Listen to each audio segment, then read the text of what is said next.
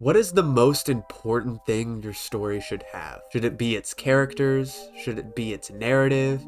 Should it be its messaging?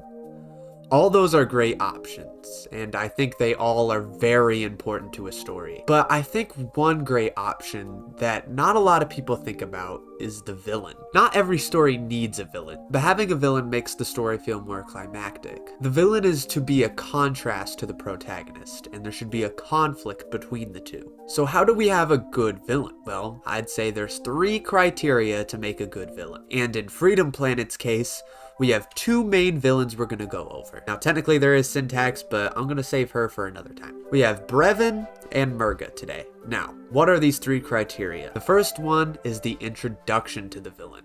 We'll go over Brevon and Merga to see who does it better.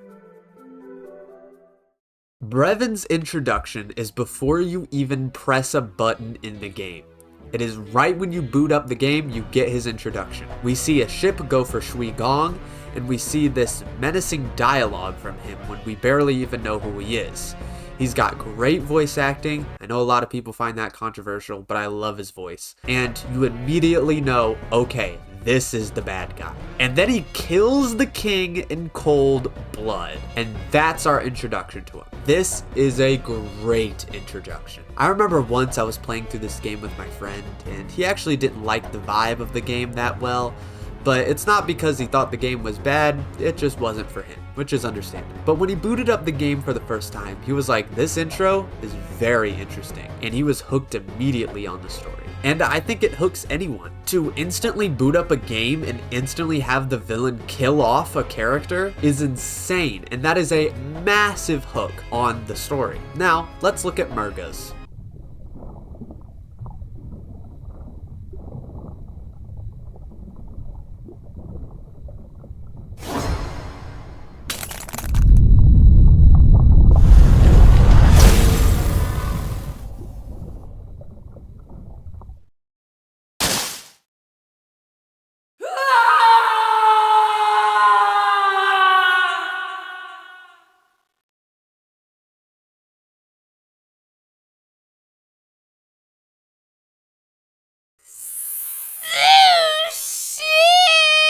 We see that she breaks out of a crystal in the water, jumps out of the water, and then screams.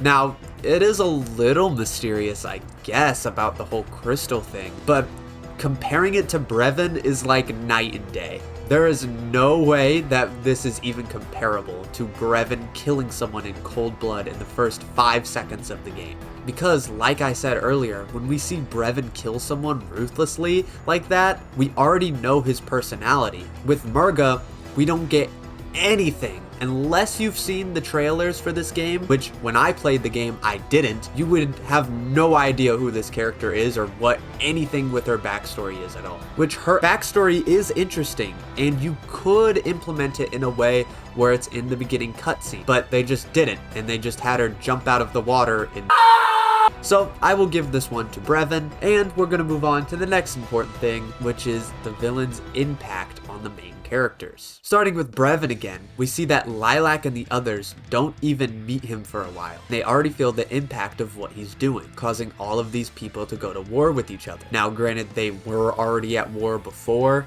but he just made it 10 times worse. Now, Lilac does find out about Brevon, and she wants to get to the bottom of this and help Torque finally defeat Brevon. And then, when she finally does meet Brevon, we get this infamous scene.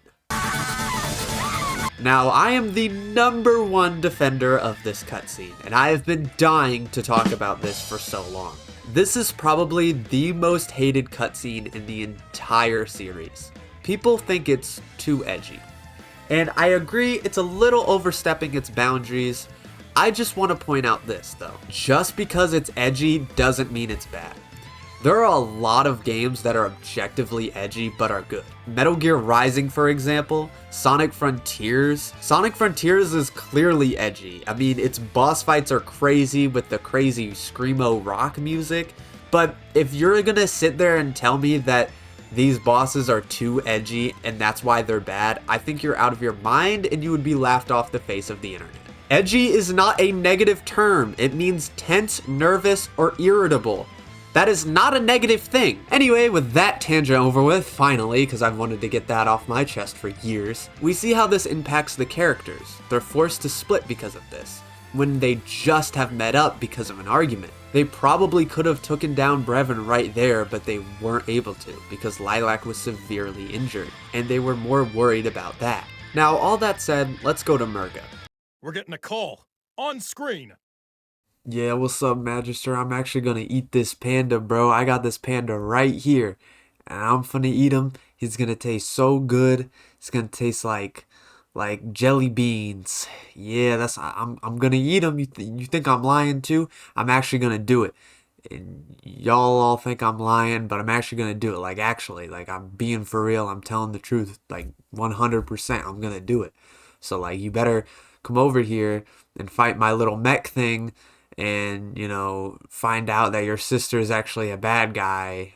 Whoops, I accidentally spoiled something. Might be. Alright, bye, peace. And also, I don't know, man. Bye.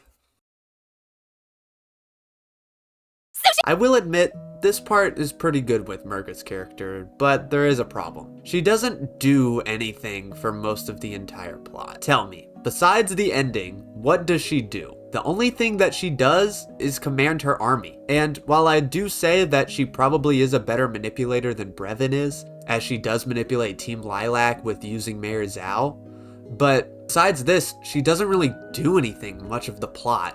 She just talks menacing to Lilac, and Lilac has sympathy for her, and for what reason?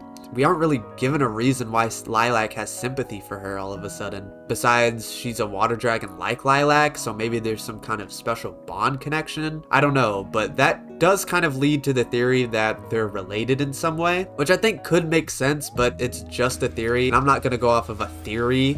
I'm just gonna go off of what's shown in the game, not speculation. So the only real impact Merga has on the main cast is Lilac, and she doesn't even do it intentionally. It's just aura of being a water dragon. She splits up Lilac in the gang, but doesn't force it.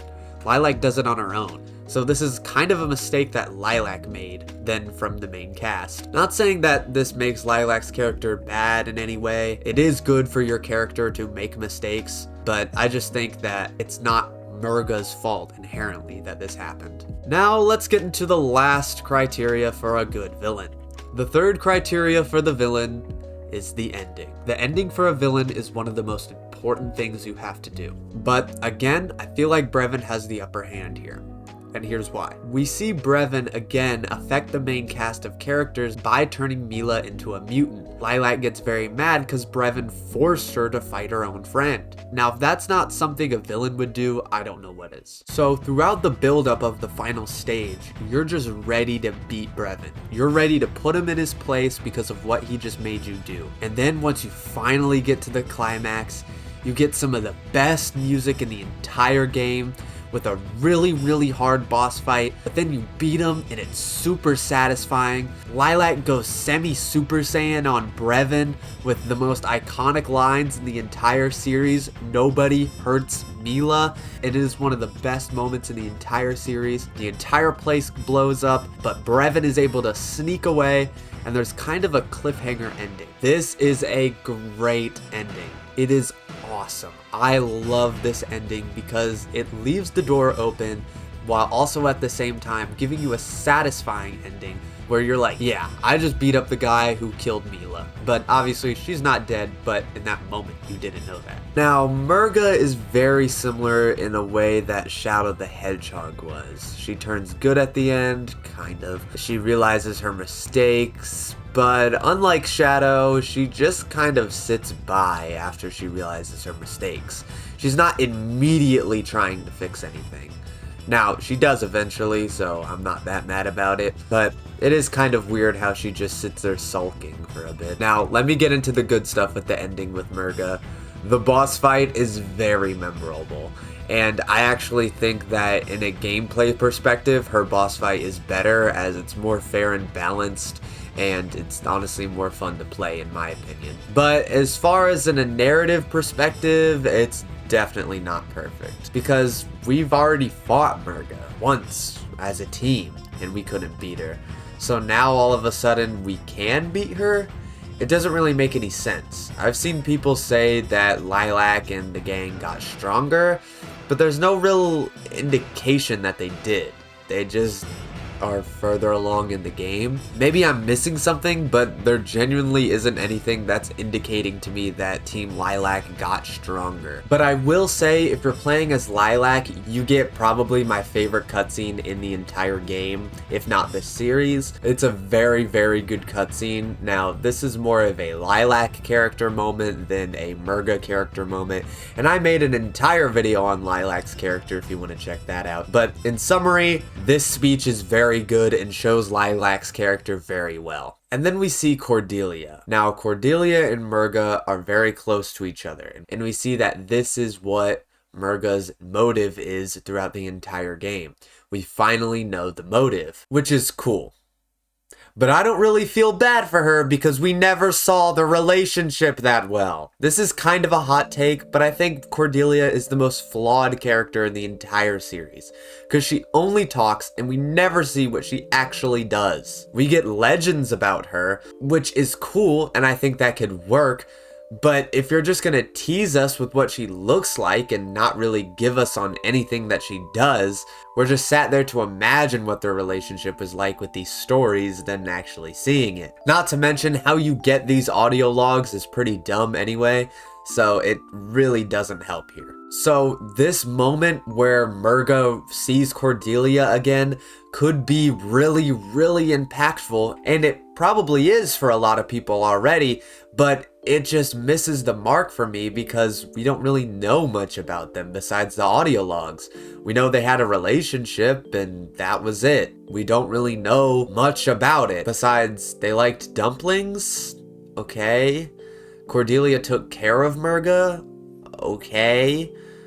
There's not really much to go off of. A lot of people like to compare her to Maria.